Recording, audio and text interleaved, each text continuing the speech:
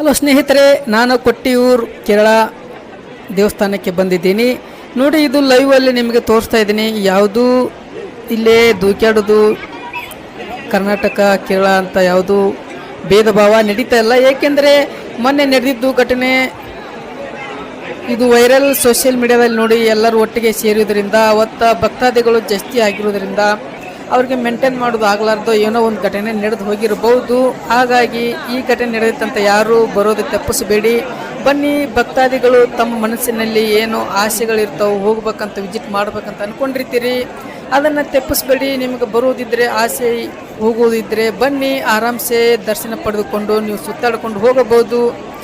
ಇವರು ಕೊಟ್ಟು ದೇವಸ್ಥಾನ ಕಮಿಟಿಯವರು ಹೇಳ್ಯಾರೆ, ನಾವು ಯಾವುದು ಕೇರಳ ಕನ್ನಡದವರಿಗಂತ ಯಾವುದು ಭೇದ ಭಾವ ನಮ್ಮ ಕಡೆ ಮಾಡಲ್ಲ.